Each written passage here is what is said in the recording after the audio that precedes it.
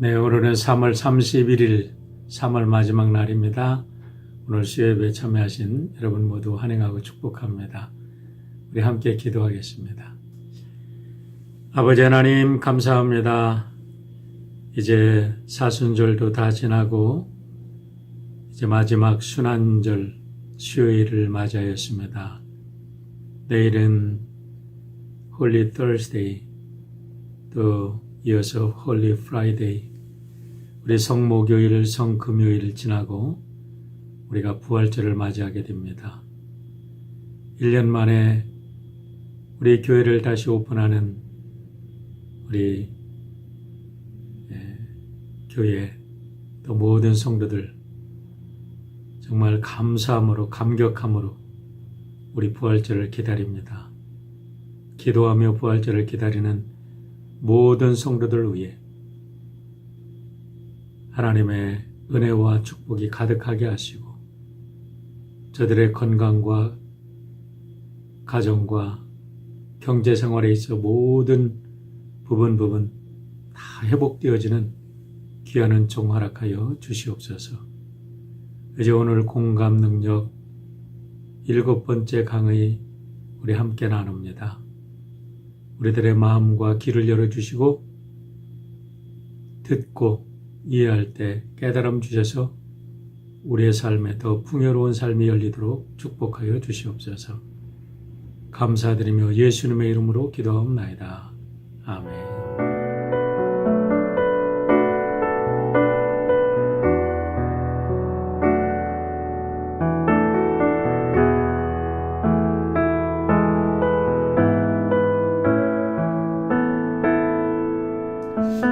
네, 오늘 벌써 3월 말일입니다. 오늘 순환주간 수요일입니다. 우리 평소 같으면 우리 같이 성모교 세족식 예배도 같이 드리고 또 성금요 예배도 우리 함께 드리면서 부활절을 준비할 텐데 그렇지 못합니다. 대신에 각자 우리 집에서 우리 집안이 하나님의 성소가 되고 우리 가족들이 더욱더 신앙 안에서 잘 성숙할 수 있도록 준비하는 우리 한 주간 되기를 바랍니다. 내일은 4월 1일인데요. 내일부터 50세 이상 되시는 분들 이제 백신이 공급될 수 있도록 등록하고 백신을 맞는다 그래요. 여러분 등록 꼭 하시길 바랍니다. 중요한 것은 앞으로 여행 시 백신 여권이 필요하다 그래요. 백신을 받지 않으신 분들은 여행을 할 수 없습니다. 그렇기 때문에 여러분들이 좀 불편하고 어렵더라도 또 나는 백신 못 맞겠다 그런 분도 아직도 계시는데 여러분 백신 맞는 것이 훨씬 좋습니다.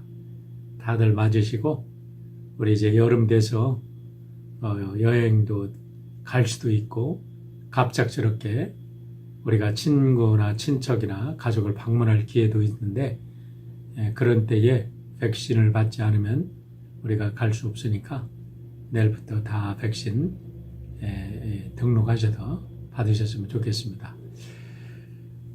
오늘까지 우리는 공감이 무엇인가에 대해서 7번째 강의를 듣게 됩니다. 그리고 다음 주부터는 공감 능력을 키울 수 있는 키워드 8가지를 이제 8주에 걸쳐서 공부하게 되는데요.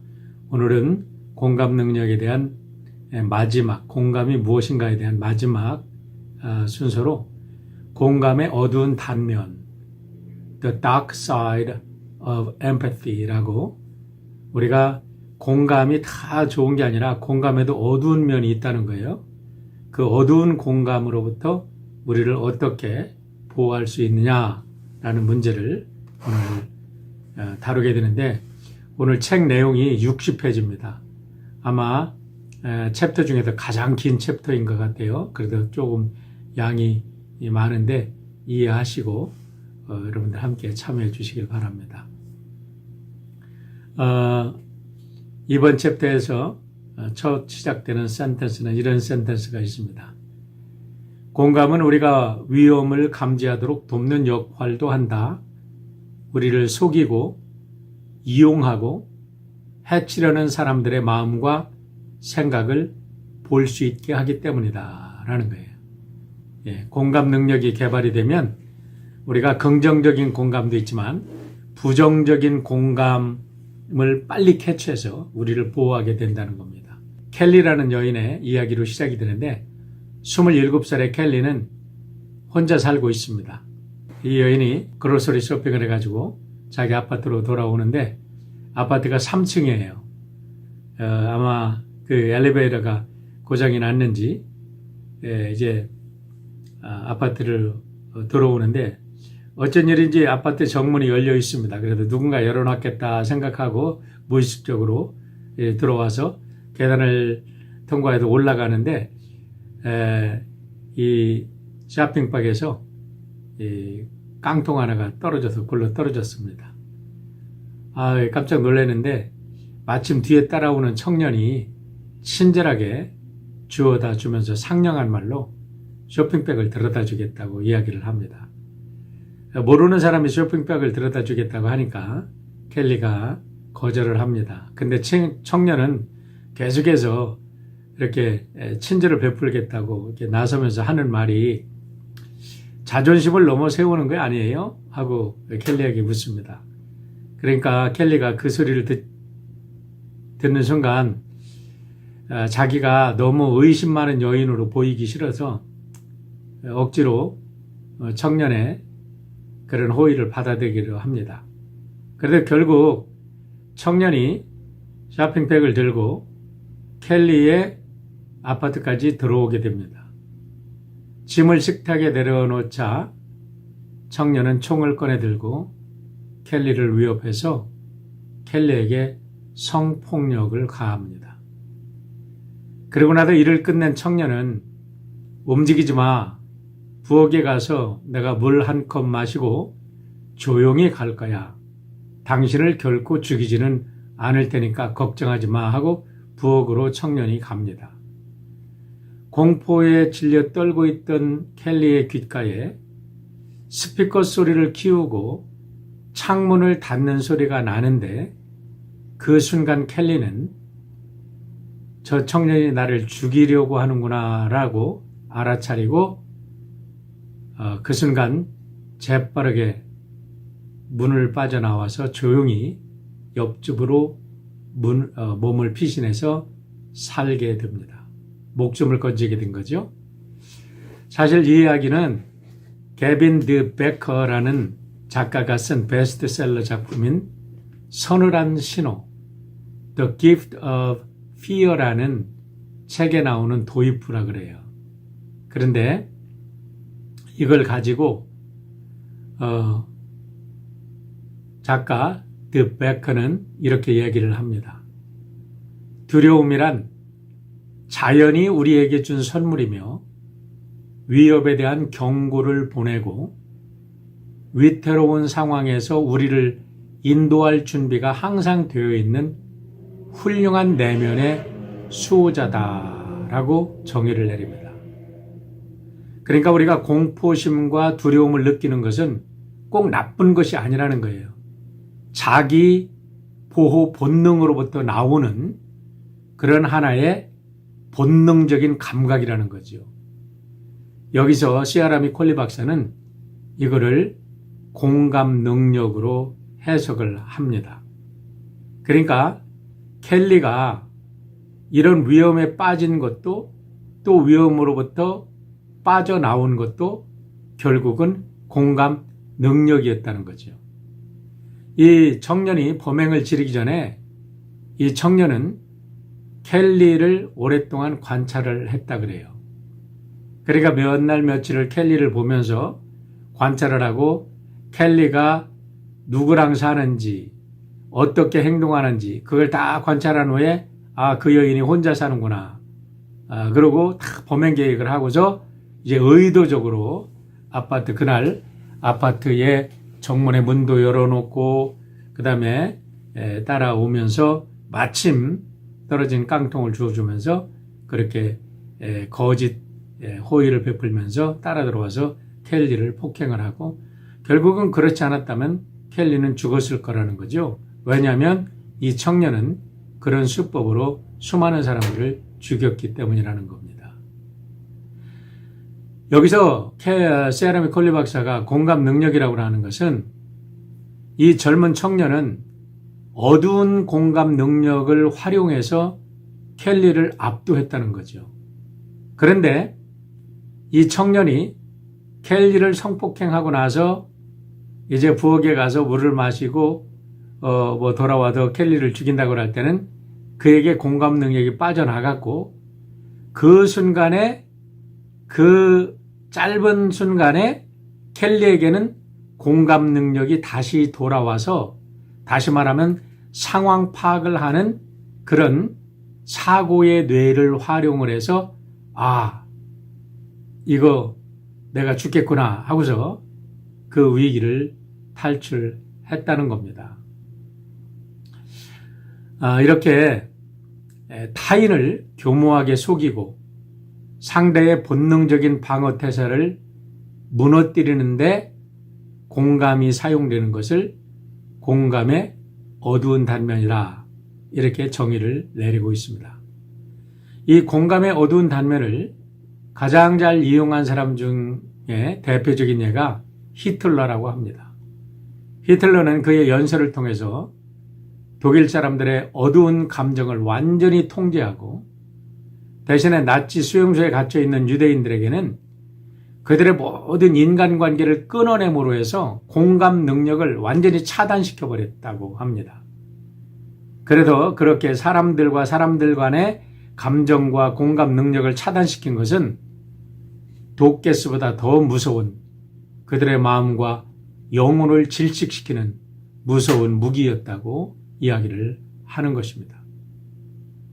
수용소에 갇혀 있었던 수감자들에게 있어서 가장 위안이 되는 것은 바로 서로에게 사랑을 나누고 위로하고 격려하고 힘을 나누는 공감이었다는 겁니다. 엘리 위젤은 그 공감 능력을 이렇게 쓰고 있습니다. 그의 책 모든 강은 바다로 흐른다라는 책에서 인간의 영혼을 소생시키는 것은 관계다라는 것을 밝히면서 이런 이야기를 썼다고 합니다. 내게 삶의 용기를 부여해 준 것이 있다면 그것은 아버지의 존재였다.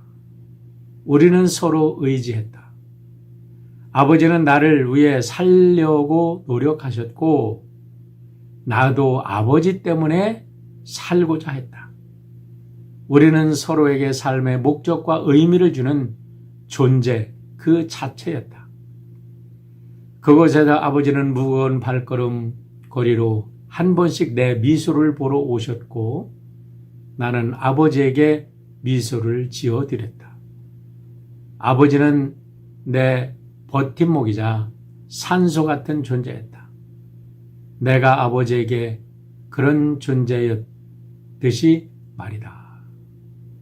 그 수용소 모든 것이 절망이고 모든 것이 공감이 끊어졌을 때 엘리 위젤에게 아버지는 삶의 소망, 유일한 소망이었고 아버지 또한 엘리 위젤 딸을 위해서 자기가 살아야 딸이 산다는 그런 것 때문에 그들이 그런 공감으로 연결이 돼서 그들은 서로를 위로하고 살아낼 수 있었다는 거죠. 공감이 버팀대라는 사실을 이해하고 그를 위해 온 힘을 다할 때 우리를 속이고 파괴하는 악한 자들을 우리는 무장해시킬 수 있다라고 세라미 콜리 박사는 이야기합니다.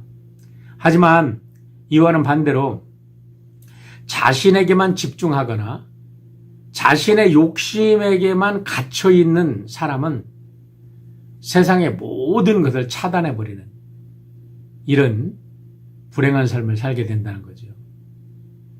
그런데 우리가 인정을 하든 인정하지 않든 이런 공감의 어두운 단면은 우리들의 삶 속에 어디든지 펼쳐져 있다는 겁니다.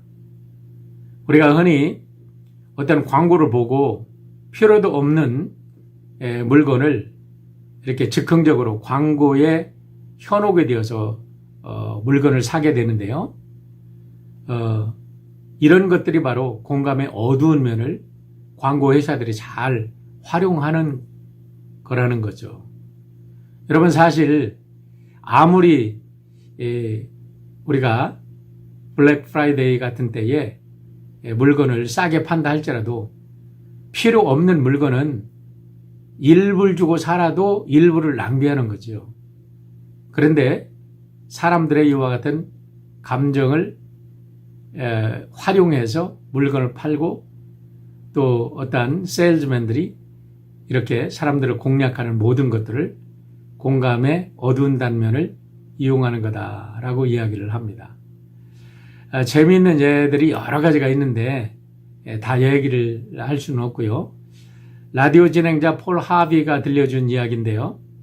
식료품 가게에서 일어난 일이라고 합니다. 한 노파가 뒤에 있는 남성에게 몸을 돌리면서 당신은 내 아들하고 너무 닮았다고 그러면서 이렇게 말을 겁니다. 대화하는 중에 우리 아들은 최근에 세상을 떠났다고 아주 슬픈 표정을 짓습니다. 그러니까 그 남성이 너무나 마음이 아프잖아요. 그 할머니의 얘기에 공감을 합니다. 그러면서 그 여인에게 조의를 표합니다. 그런데 그 여인이 이렇게 부탁을 합니다. 내가 가게에 나설 때에 큰 소리로 엄마 잘 가요 라고 인사를 좀 해달라. 내가 우리 아들의 목소리를 다시 한번 당신을 통해 듣고 싶다. 그렇게 부탁을 합니다. 그러니까 그나마 뭐 그게 어려웠겠냐. 그렇게 이제 그 남자가 약속을 합니다. 그러고서 그 할머니가 이제 먼저 계산대에 가서 계산을 할 때 그 사람이 쇼핑을 하면서 엄마 잘 가요 하고 이제 손을 흔들었어요. 그런데 그 남자가 이제 계산을 하려고 이렇게 계산대에 왔을 때 그 남자는 산 게 몇 가지가 안 됩니다. 뭐 20불도 안 되는 그걸 샀어요. 그런데 갑자기 그 찍힌 걸 보니까 126불을 내라고 하는 거예요. 깜짝 놀랐어요. 아니 내가 산 거는 요것밖에 안 되는데 어떻게 126불을 내라고 그러냐. 그러니까 그 캐시어가 그러더래요. 아까 당신의 어머니께서 당신이 계산한다고 얘기를 했어요. 이게 얼마나 어이없는 얘기입니까? 이 남자는 아주 이 노인에게 제대로 당한 거지요. 이런 것을 공감의 어두운 면이라고 이제 예를 들어서 이야기를 하는데, 그러면 우리가 이 공감의 어두운 면으로부터 자신을 어떻게 보호할 거냐, 여기에 10단계를 얘기하고 있습니다. 다양한 예도 나오지만 이 10단계를 다 설명하려면 뭐 2시간도 넘겠어요. 그렇지만 짧게만 하기 때문에 여러분들이 핵심 내용만 정리하러 수박 겉핥기식으로 간다고 할지라도 제목만이라도 좀 여러분들이 염두에 두시고 한번 깊이 생각해 보셨으면 좋겠어요. 첫째는 진정한 공감과 기능적 공감의 차이를 익히라는 겁니다. authentic이라는 것은 아주 진실한 공감이고 functional empathy라는 것은 기능적 공감이에요. 진정한 공감이라는 것은 언제나 타인을 향한 진실한 마음으로 타인을 사랑하고 존경하는 마음으로 소통을 하는 것을 우리가 진정한 공감이라고 하고, 이런 경우에는 참으로 진실하고 든든한 인간관계가 형성이 된다는 거예요. 근데 기능적 공감은 항상 이 사람이 나에게 무엇을 해줄 수 있을까가 관심입니다. 자기 개인의 이득과 욕심이 바탕에 깔려 있는 그런 관계 형성, 그런 공감이기 때문에 실질적으로 상대의 생각과 감정에는 관심을 두지 않는 그런 공감을 말하는 겁니다. 예를 들어서 카지노 업자들이 요즘에 우리 올림픽대로에서도 그전에 제가 휠체어를 섬길 때 올림픽대로에는 큰 차들이 서너 대가 항상 놓여 있었어요. 노인들에게 프리 점심을 런치를 준다. 그러면서 노인들을 태워가지고 이게 도박하는 데로 갑니다.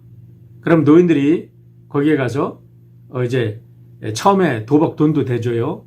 아주 친절을 베푸는 것 같아요. 근데 거기에 노인들이 금방 애딕 돼가지고요. 나중에는 노인들이 상습 도박꾼이 돼가지고 자기들이 받는 월페어까지 전부 다 거기다 다 갖다 바칩니다. 이런 것들의 바로 우리가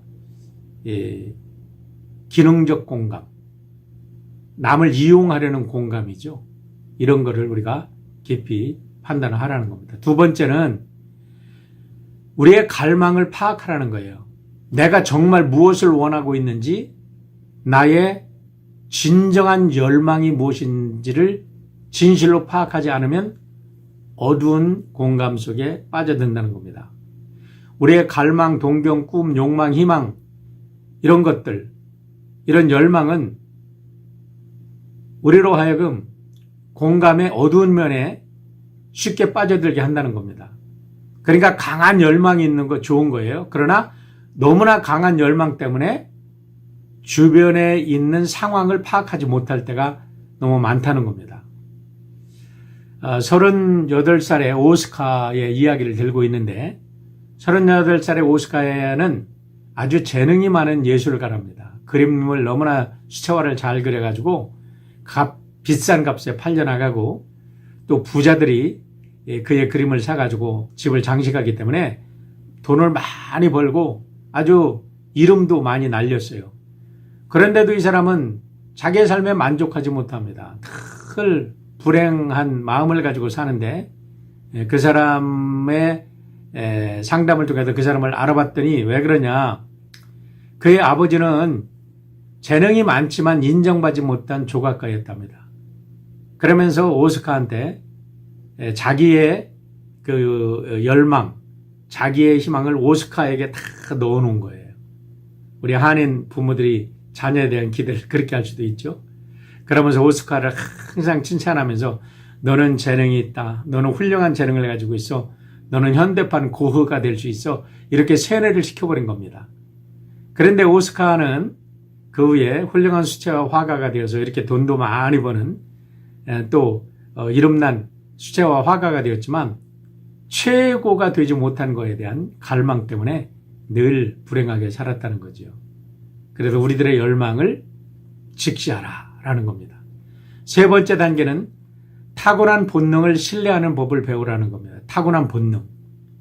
인간의 감정의 뇌는 우리가 위험에 쌓여 있을 때 즉시 경고음을 울린답니다. 그래서 우리가 위험에 쌓이면 나도 모르게 우리의 몸속에도 아드레날린 호르몬이 분비가 되고 그래서 심장 박동이 막 빨라지고 머리가 쭈뼛쭈뼛해지고 우리의 소름이 쫙 나고 어떤 때는 아주 식은 땀까지 쫙 흐르는 경우가 있는데 결국은 이런 것들은 우리로 하여금 이런 상황에 압도되지 말고 이러한 본능적인 이런 감정에 휩싸일 때 사고의 뇌를 생각하는 뇌 통찰력을 발휘해서 그 공포에 얼어붙지 말고 빨리 공포의 원인을 분별하고 거기에서 탈출해 나오라는 거예요. 이거는 공감의 나쁜 면만을 얘기하는 게 아닙니다. 이런 우리가 앞에도 말했지만 두려움이 우리를 보호하는 자기 보호 본능이기 때문에 그런 두려움이 쌓여 있을 때 그것이 무엇인지 파악하는 사고의 능력, 사고의 뇌를 활용해서 우리가 그것을 잘 벗어나라라는 겁니다. 네 번째 단계는 작은 것에 주의하라, pay attention 그렇게 얘기하는데 두려움, 염려, 분노, 절망은 우리가 한 곳에만 집중하도록 한다는 거죠. 그러니까 두려움에 사로잡히면 생각의 폭이 넓어지지 못합니다. 두려워서 다른 생각을 못해요. 통찰력이 없어집니다. 전체를 보지 못하고 이렇게 자세하게 디테일하게 생각하지 못해요. 여기에서 한 여인의 예를 드는데요. 우려혈증 심부전증으로, 우려혈증 심부전증, 전 잘 그걸 모르겠어요. 이걸 가지고 10년 이상 투병 생활을 하면서도 아이들도 잘 키우고 도서관 사서로 일을 잘 하면서 자기 생활을 잘 꾸려오던 여인이 의사에게 진료를 받으러 갔습니다. 그런데 의사가 그 사람을 이제 심장 외래 환자를 치료하는 그런 의사를 만나고 나서 의사가 주변에 있는 의료진에게 이분은 TS입니다 라고 얘기를 했어요. TS. 그런데 그 소리를 듣자마자 이 여인이 호흡이 가빠지면서 온몸에 땀을 막 흘리면서 심박이 빨라졌습니다.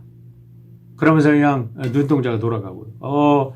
의료진들이 너무 깜짝 놀라서 어떻게 된 일이냐고 막 묻습니다. 그러니까 이 여인이 나는 TS가 무슨 뜻인지 알아요.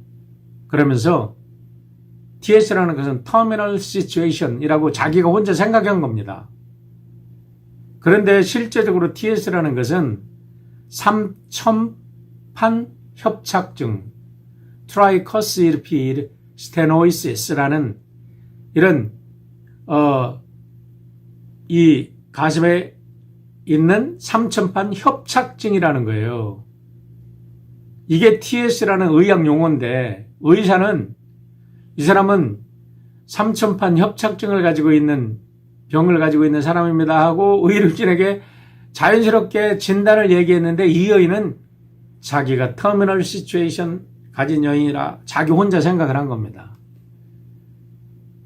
이래가지고 결국은 그 쇼크를 넘기지 못하고 그날 저녁에 그 여인은 세상을 떠나고 말았다 그래요.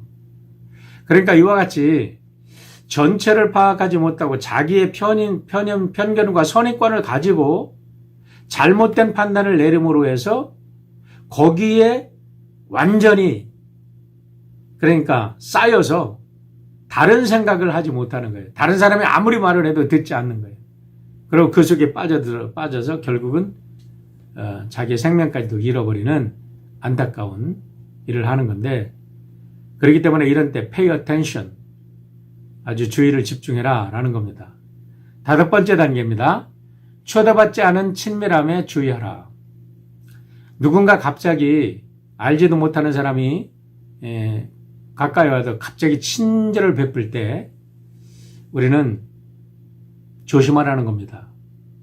진정한 공감을 이렇게 하려고 하려면 시간이 오래 걸리는 거라는 거예요.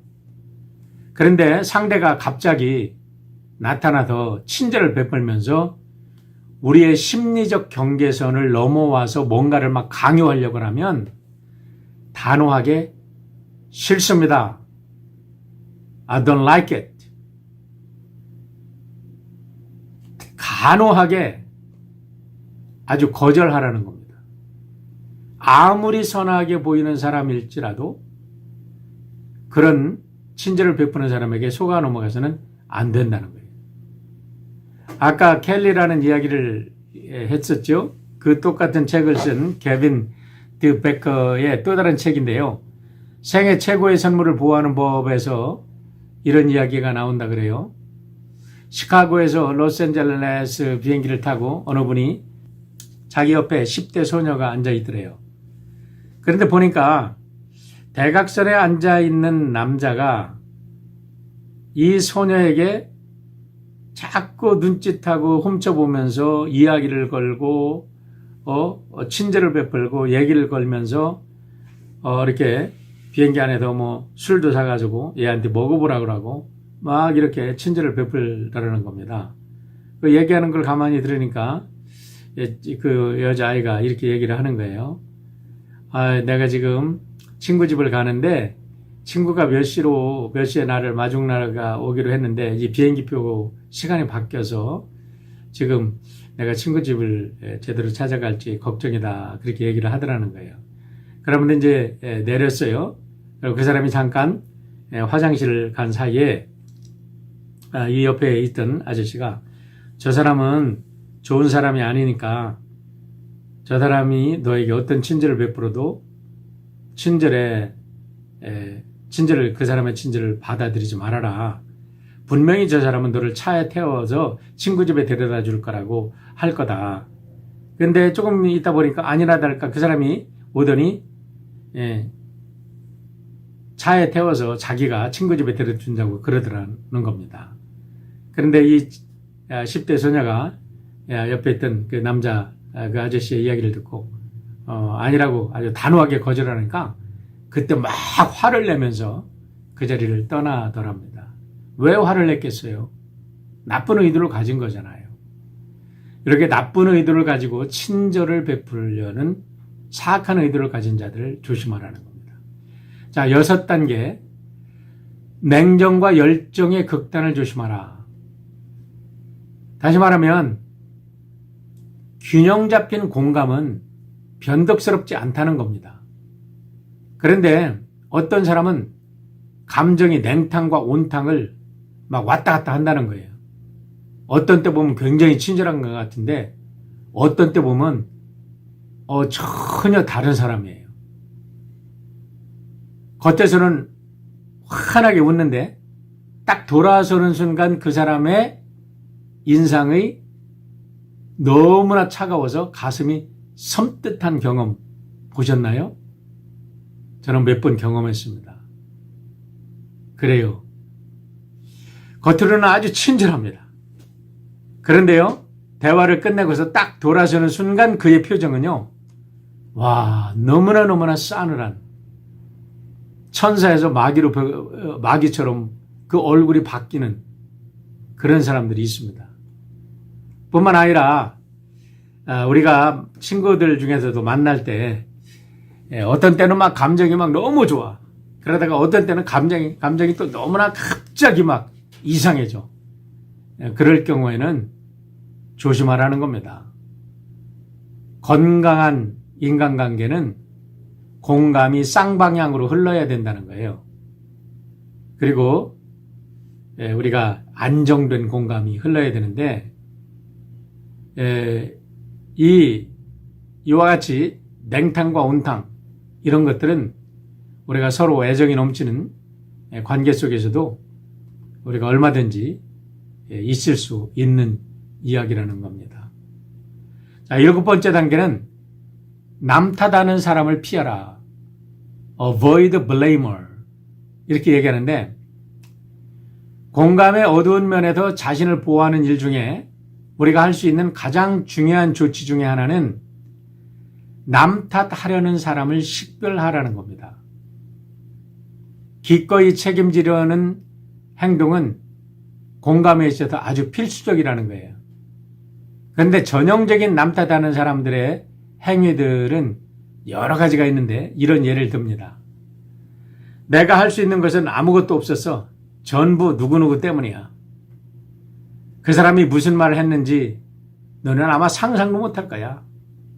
하면서 이제 뒤에서 이렇게 흠집내는 얘기를 합니다.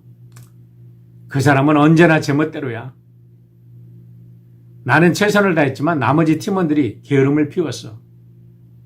여기서 열심히 일하는 사람은 왜 나밖에 없지?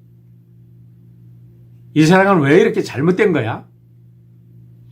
하면서 사사건건 무슨 문제든지 남 탓을 하는 사람이에요. 자기는 하나도 잘못이 없어. 자기는 옳은데 무조건 누군가가 잘못이야. 뭐 때문에. 이렇게 책임을 전가하는 사람은 공감 능력이 전혀 없는 사람이라는 겁니다. 공감 능력이 충분한 사람은요, 기꺼이 책임을 지는 사람이라는 거예요. 여러분, 친구들 중에서도 늘 다른 사람을 블레임하는 사람 조심하세요. 딴 데 가서는 당신을 블레임합니다. 8단계 보세요. 자기중심적 재해석을 경계하라 라는 거예요. 자기중심적 재해석. 자기중심으로 모든 것을 해석하는 거예요. 우리의 감정은 전염이 된다는 겁니다. 그런데 자기중심적 해석이라는 것은 뭐냐면 이렇게 잘못된 감정이 남에게도 전달이 된다는 거죠. 부정적 감정이 남에게 전달이 되고 남에게 영향을 준다는 거예요. 시카고 트리뷴지에서 Hate Rock이라는 기사가 나왔었다 그래요. 그런데 거기에는 요즘에 그 락 뮤직이 나오잖아요. 그런데 거기에 혐오스러운 뮤직이 있다는 거예요. Hate Rock. 그래가지고 백인 우월주의 음악인데 거기에는 인종차별과 살인을 선동하는 내용으로 가득 차 있답니다. 그래서 제가 인터넷을 찾아봤더니 2020년에 미국 내에 838개의 혐오 집단이 활발하게 활동하고 있대요. 이것은 2019년에 비해서 조금 숫자는 줄어드는 거래요. 그런데 실제적인 활동은 전혀 줄어들지 않았답니다. 요즘에 우리가 아시안 이 코비드-19 이후에 아시안 혐오가 급증한 것도 이런 현상 중 하나입니다. 그러니까 이와 같은 부정적인 것은 이렇게 자꾸 전염이 된다는 거죠. 이게 심각한 거예요.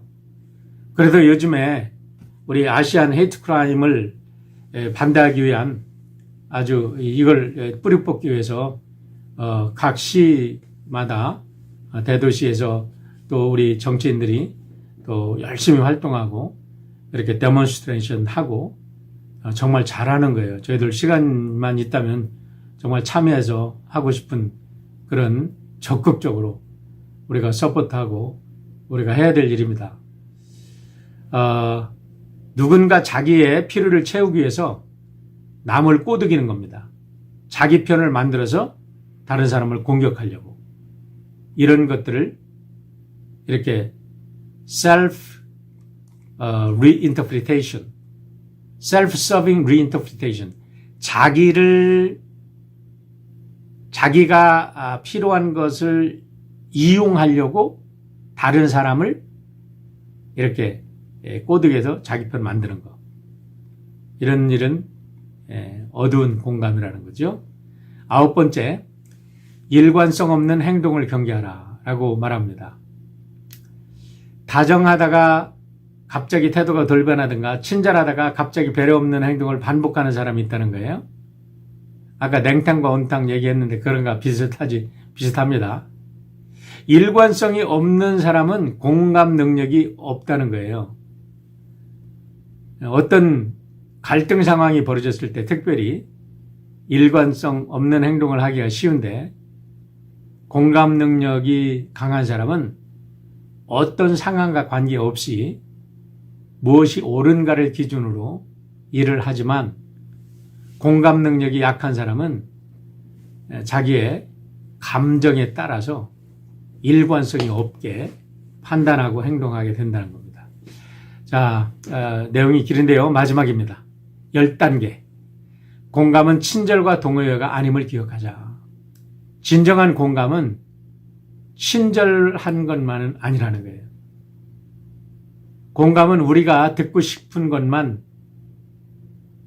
듣게 해주는 게 아니라 때로는 우리의 잘못된 행동을 고치라고 날카롭게 우리의 심장에 비수를 꽂는 것과 같은 그런 아픔을 줄 수도 있다는 겁니다. 우리가 가장 힘든 것은요, 나의 진실한 모습을 진실하게 보여주는 그것이 정말 쓴 약, 때로는 가슴을 칼로 찌르는 것 같은 아픔일 수가 있습니다. 하지만 진실을 찾기 위해서는, 그리고 공감 능력을 늘리기 위해서는 이와 같은 험난한 길일지라도 진실과 마주하는 일을 두려워해서는 안 된다는 겁니다. 진실로 성숙한 사람은 다른 사람들의 박수갈채에 의해 자신의 존재를 망각하지 않고 또 비난을 받을 때 그렇다고 미움과 절망과 또는 이런 아픔에 완전히 자기를 포기하는 어리석음을 범하지 않는다는 겁니다. 그래요. 오늘 내용이 좀 길었는데 이제 다음 주부터는 이제 공감 능력을 키우는 8가지 키워드에 대해서 우리가 공부하게 됩니다. 수고 많이 하셨습니다. 함께 기도하겠습니다.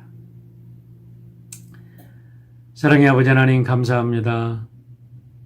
오늘도 하나님께서 주신 귀한 날, 특별히 순환주간을 맞이해서 주님의 십자가를 묵상하며 주님 닮기를 원합니다. 악한 사탄 마귀는 언제나 우리들의 마음을 현혹하고 무너뜨리려고 하지만 십자가에서 모든 원수 마귀 이기고 승리하신 주님은 성령을 우리에게 허락하여 주셔서 언제나 사랑으로 공의와 정의로 세상을 바라보게 하시고 하나님의 귀한 사랑으로 악을 이기도록 우리를 이끌어 주십니다. 사랑하는 모든 성도들, 오늘도 그리스도 안에서 승리하는 주의 백성들 될 수 있도록 인도하시고 축복하시고 진정 부활의 능력 안에서 살아가는 복된 성도들 되도록 역사하여 주시옵소서. 주님의 이름으로 모든 어둠을 물리치고 한 사람도 어둠 속에 방황하거나 어둠의 세력의 희생자가 되지 아니하도록 주 성령께서 도우시고 축복하시고 인도하여 주시옵소서. 예수님의 이름으로 기도하옵나이다. 아멘. 다음 주 뵙겠습니다.